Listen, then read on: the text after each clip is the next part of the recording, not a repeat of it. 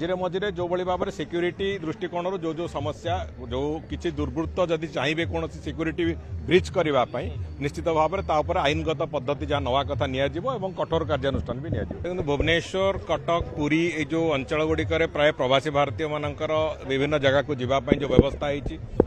आ जो 31 टी विभिन्न पर्यटन क्षेत्र को जो जीवाई जो व्यवस्था होती सेगुड़ी को संपूर्ण रूपे प्रस्तुत कराई प्रवासी भारतीय लोक मानी जो मैंने आसवे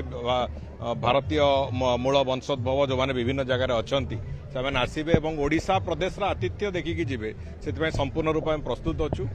एवं आज जो पथ उत्सव आरंभ है ये वास्तव में प्रवासी भारतीय मानू आखि आगे रखिकी आगमन को आखि आगे रखी कराई किंतु आम समस्त इच्छा जे भुवनेश्वर जो भली भाव में चिराचरित भाव में भुवनेश्वर रविवार आवश्यकता जो भाया भाव में लोकों पाखे थाए ताकू आखि आगे रखिकी निश्चित भाव में गुरुत्वर सहित एक कथा को विचार करा जे पथ उत्सव समस्त रविवार मानक हो मु आज अनुरोध करिछि विभागीय मंत्री को तेणुक मु आशा करुचु जे ए भलिया भाव में भुवनेश्वर अंततः रविवार सकाळे सबुदिन एकाठी हबार गोटे पर्याय विभिन्न कथा देखा विभिन्न कथा चिन्हवा विभिन्न निज संस्कृति को जानिबा ये प्रक्रिया पूरापूरी भाव में चलिबो एवं आगामी दिन में भुवनेश्वर गोटे नुआ वातावरण नुआ माहौल भी रहिबो।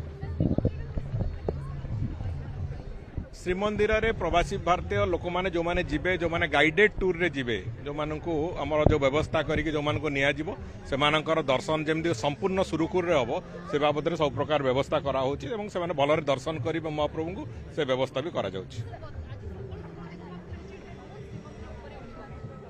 देखो मझे मझे जो भाव में सिक्यूरीटी दृष्टिकोण जो जो समस्या जो किसी दुर्वृत्त जदि चाहिए कौन सिक्यूरीटी ब्रीच करने निश्चित भाव में आईनगत पद्धति जहाँ नवा कथा नियाजिबो कठोर कार्यानुष्ठान भी नियाजिबो ना से बात कठोर कार्यानुष्ठान भी नियाजिबो।